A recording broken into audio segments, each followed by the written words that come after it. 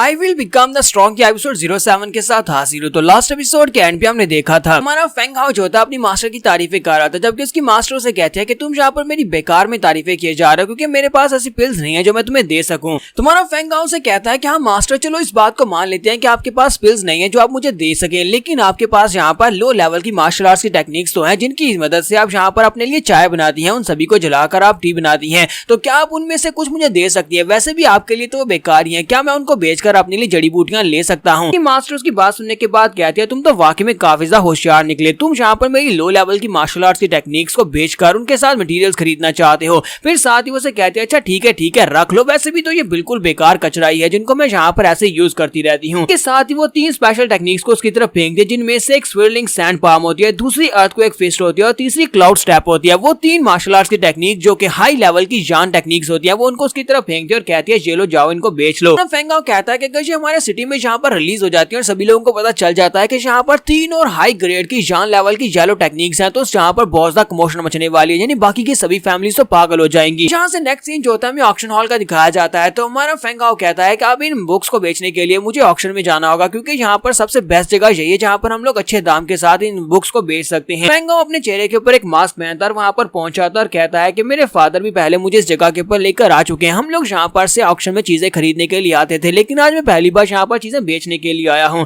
तो वो मास्क पहनने के बाद वहाँ पर अंदर पहुंच जाता है, जहाँ पर रिसेप्शन वाली लड़की उसे कहती है कि सर मैं आपकी कैसे मदद कर सकती हूँ, बताओ आपको मुझसे क्या चाहिए। तो हमारा फेंग हाओ उसे कहता है कि मैं यहाँ पर अपनी कुछ आइटम्स को ऑक्शन करना चाहता हूँ। कि उसे कहते हैं कि बताएं सर आप यहाँ पर क्या ऑक्शन करना चाहते हैं। तो हमारा फेंग हाओ जो होता है अपने पास से लो लेवल की हाई ग्रेड की जान लेवल की मार्शल आर्ट्स की टेक्निक को निकाल कर उसके सामने रख देता है, यानी कि सैंड पॉम टेक्निक को उसके सामने रखता है। तो वो ये देखने के बाद कहती है ये क्या, ये तो एक हाई ग्रेड की येलो कलर की जान टेक्निक है। वो ऊंची आवाज में ये बात करती है, वहां पर जो डिसाइपल्स होते हैं वो सारे ये बात सुन लेते हैं। वो लोग कहते हैं कि जहाँ पर इस लड़की ने क्या कहा, क्या यहाँ पर कोई हाई ग्रेड की येलो टेक्निक को बेचने के लिए आया है। सभी लोग भागते हुए वापस की तरफ जाना शुरू कर देते हैं और कहते हैं अगर ये यहाँ पर ऑक्शन होने वाली है तो मुझे जाकर अपने फैमिली पैट्रियार्च को बताना होगा। सभी लोग अपनी अपनी फैमिली पैट्रियार्च को बताने के लिए वहां से भाग जाते हैं ताकि वो लोग जाकर इस येलो ग्रेड की टेक्निक को खरीदने के लिए यहाँ पर पैसे जुटा सकें। तो उन सभी के वहां से भागकर चले जाने के बाद रिसेप्शन वाली लड़की हमारे फेंग हाओ से कहती है कि सर प्लीज मुझे माफ कर देना, मेरी वजह से यहाँ पर ये सब कुछ हो गया, प्लीज मुझे माफ कर दे। तुम्हारा फेंग हाओ कहता है कोई बात नहीं।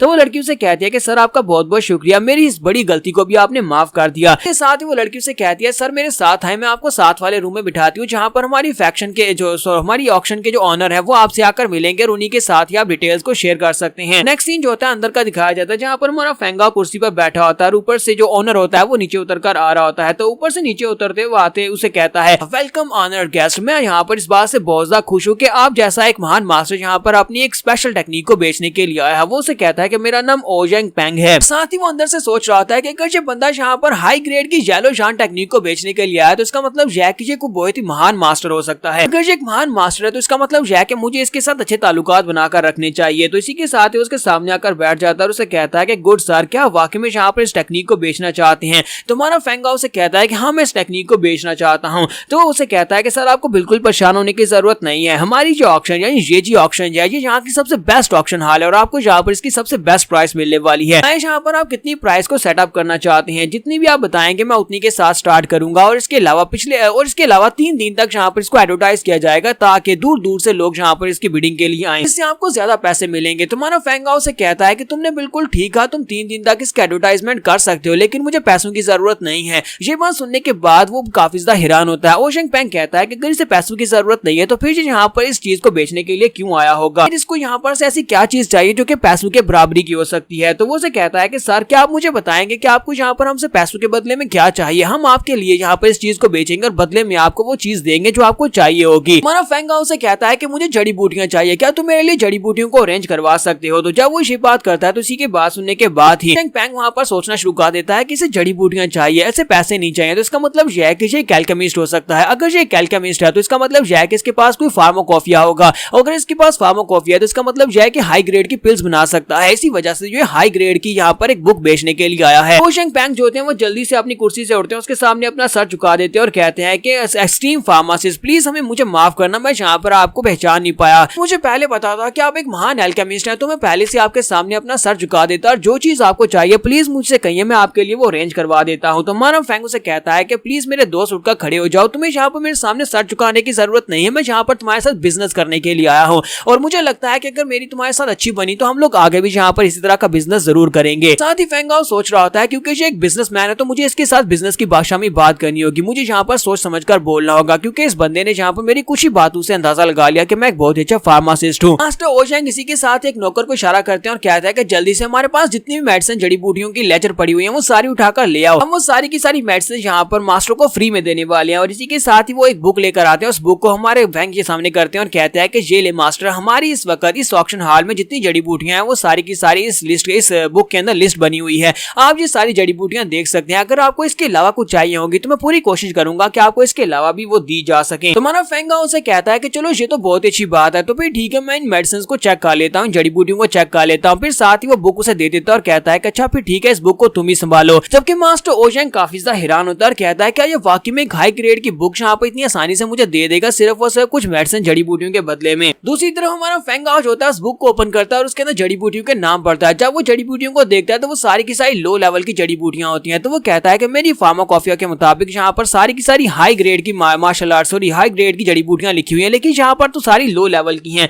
ये मेरे किसी भी काम की नहीं है। तुम्हारा फेंग हाउ को देखने के बाद काफी ज्यादा अपसेट होता है और साथ ही उसे कहता है कि ये काफी नहीं है, मेरे लिए ये बिल्कुल भी काफी नहीं है। मास्टर ओशैंग उसे कहते हैं कि सर फिर आप मुझे यहाँ पर ये बताएं कि आपको यहाँ पर हम लोग कैसे सेटिस्फाई कर सकते हैं। इस वक्त तुम्हारे ऑक्शन हॉल में सिर्फ और सिर्फ यही जड़ी बूटियां हैं, लेकिन अगर आप यहाँ पर चाहते हैं कि मैं आपके लिए कुछ और जड़ी बूटियों को अरेंज करूं तो मैं आपको यहाँ पर खाली पेजेस देता हूँ जिनके ऊपर आप मुझे मेडिसिन के नाम लिखकर दे सकते हैं। वो सारी जड़ी बूटियां जो आपको चाहिए वो मैं पूरी कोशिश करूंगा ताकि आपको प्रोवाइड कर सकूं। फेंग हाउ कहता है हाँ ये भी ठीक है और इसी के साथ ही उसे एक कॉपी दी जाती है जिसके ऊपर वो लिखना स्टार्ट करता है। तुम्हारा फेंग हाउ वहाँ पर बहुत सारी जड़ी बूटियों के नाम लिखता है और लिखने के बाद उसे कहता है कि मैंने यहाँ पर रेयर जड़ी बूटियों के नाम नहीं लिखे क्योंकि मुझे पता है कि तुम उनको अरेंज नहीं कर पाओगे, लेकिन इन सारी जड़ी बूटियों को तो तुम अरेंज कर ही सकते हो, तो ये सारी मुझे ला दो। मास्टर ओशैंग जैसे वहाँ पर उस बुक को ओपन करते हैं और उसके अंदर देखते हैं वो कहते हैं यहाँ पर तकरीबन 500 जड़ी बूटियों के नाम लिखे हैं और इनमें से कुछ ऐसी जड़ी बूटियां हैं जिनके नाम मैंने पहले कभी सुने भी नहीं है। हो सकता है कि यूलन कॉन्टिनेंट में ये जड़ी बूटियां मिलती भी ना हो, लेकिन चाहे कुछ भी हो जाए, चाहे मैं यहाँ पर आज बैंकक्रप्टी क्यों ना हो जाऊं, मैं इन सारी जड़ी बूटियों को अरेंज करवाऊंगा और मास्टर को दूंगा ताकि मेरे इसके साथ अच्छे रिलेशंस बन सके। तो ओशैंग उसे कहता है कि सर आप यहाँ पर थोड़ी देर के लिए इंतजार करें, मैं अभी जाता हूँ, जाकर सारी की सारी जड़ी बूटियों को लेकर आता हूँ और वहाँ पर से चला जाता है। तो हमारा फेंग जो होता है वहाँ पर काफी देर तक बैठा रहता है। काफी देर तक बैठे रहने के बाद वो ओशैंग वापस आता है।